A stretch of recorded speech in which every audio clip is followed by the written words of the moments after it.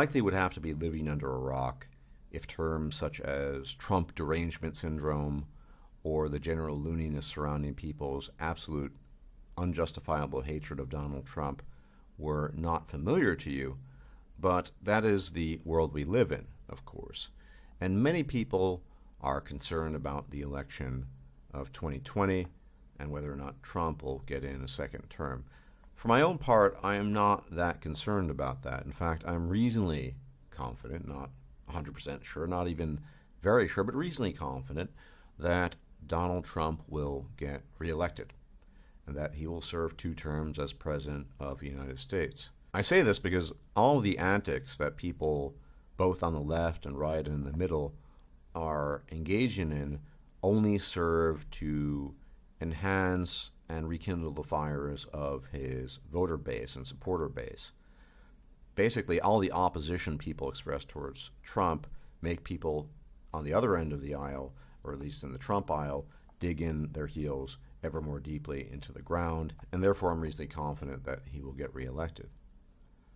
But I don't think people are thinking about the long-term consequences of a United States, and to a lesser degree of the world, but a United States without a President Donald Trump.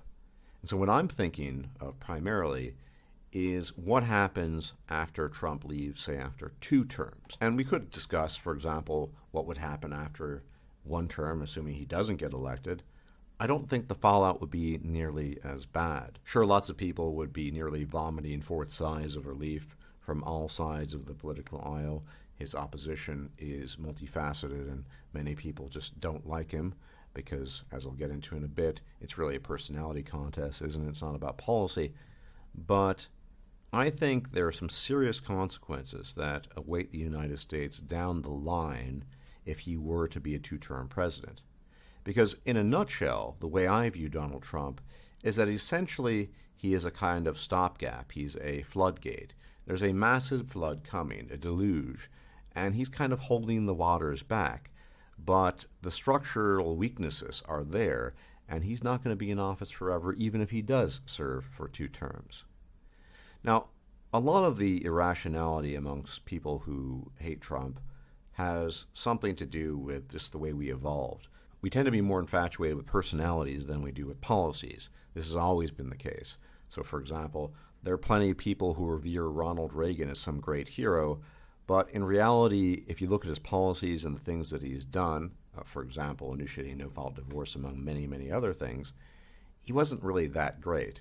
But in the aftermath of the Cold War and the fact that he lived and served as president during this time, people attribute something near mythic to him, and so his reputation is blown out of proportion. But he wasn't a fundamentally dislikable person in the sense that Donald Trump seems to be. Now, was he? Donald Trump is a case of a guy who just does his own thing. He's a guy who's very concerned about his reputation and getting the job done as he sees fit. And yet when you actually look at his policies, they're not that different or disparate from preceding presidents. I could name a couple of things, and I think I will. Look at how he's dealt with things in the Middle East. It's more or less a continuation of the Obama policies with regards to Syria, taking a hard line to various organizations there, etc., etc. Look at how he has pushed to expand domestic energy production. At this point in time, I believe the United States is the world's top oil producer, no longer Saudi Arabia, and certainly not Russia or anything.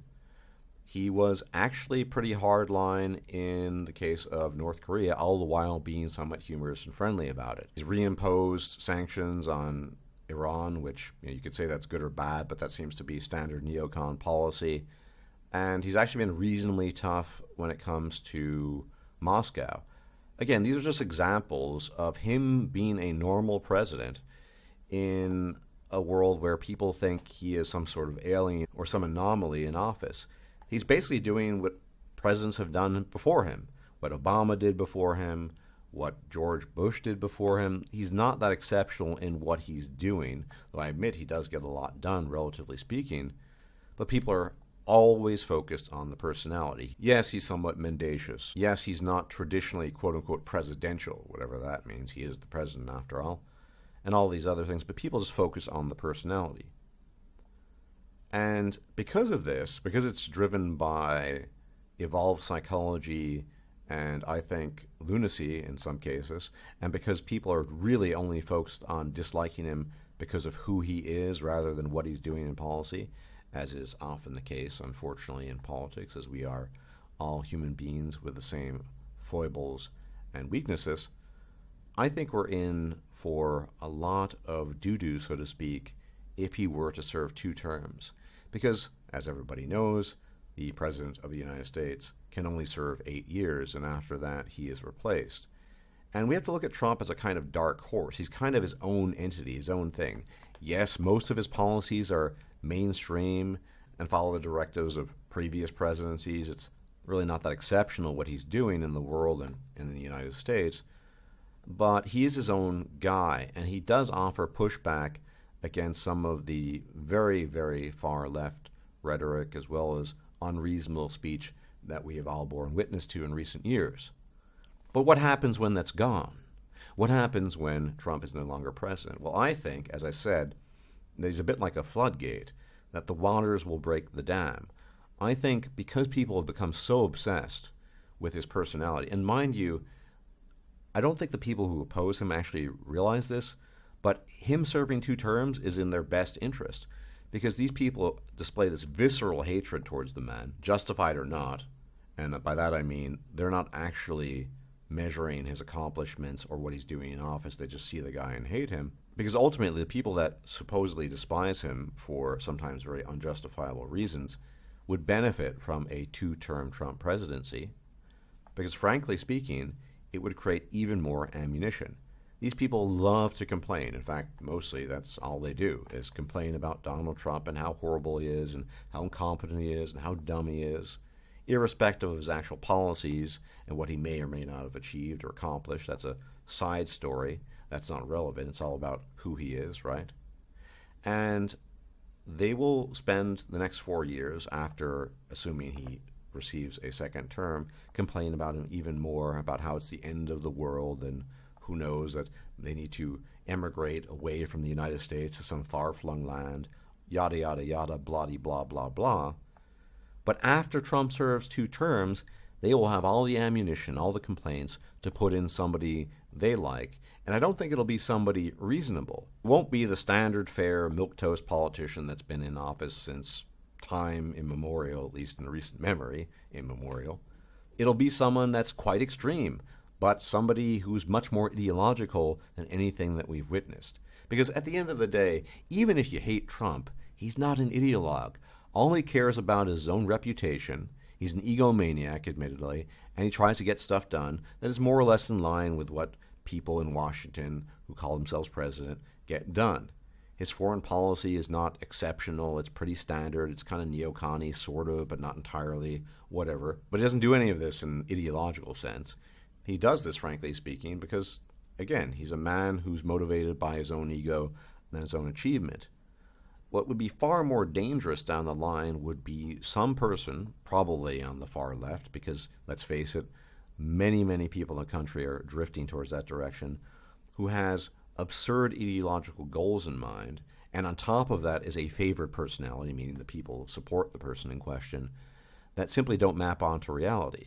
A person, and I don't have to name any names, who would raise income taxes to some insane, intolerable level, who would try to do everything right for the little man and in the process hurt the little man, and a person who claims to care about the general weal of the population but in reality doesn't. And the consequence of that could be far more disastrous than anything Trump has done or will do in the future. Because again, that's the fundamental distinction. Trump, whatever his faults might be, is not an ideologue.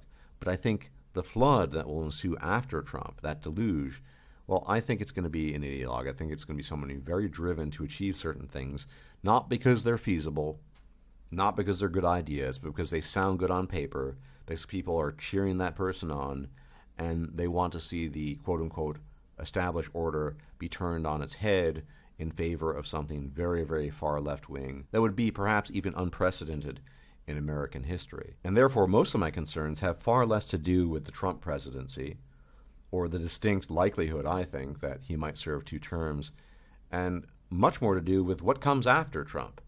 What comes after Trump? I think something possibly very, very worrisome, because it won't be another guy like Trump. Whatever you think of him, he's not an ideologue. It'll be somebody pushing an agenda who has very distinct ideas of what, quote unquote, should be done, and they will find alliances and cooperation in Washington and elsewhere, because people are going to favor the person based on personality, and all of these ideological goals are going to sound fantastic on paper. And there's a final point I want to make here, is that Trump serves as a bulwark against a certain cultural undercurrent that we can all attest to these days. And once he's gone, that won't be there anymore. Trump is essentially, you could say, a neutral party in this, because he serves ultimately only his own ego. But someone who's an ideologue serves his own ego and a whole bunch of other people, and essentially their own god in the form of their political ideology. And in that case, you're no longer going to have a neutral party who's trying to mediate things and get things done. You're going to get somebody who could be stark, raving mad, and no one will pay attention, because all the acolytes and followers of said person will be equally stark, raving mad, and really want to push the country in a direction it's never been before, all for the sake of some glorious vision. I wonder where I've seen that in history before. Anyway, gentlemen, that's enough for today. I did want to briefly talk about this because, frankly speaking, I don't think enough people are talking about what happens after Trump. And inasmuch as all of us are still alive at that point in time, I think it potentially could be a very disconcerting state of affairs. Anyway, if I'm still alive, I will check you out later. As always, may the gods watch over you, and bye-bye. If you liked this video, please like, share, and subscribe. And if you enjoy my content, please consider making a donation or becoming a patron. Thanks for watching.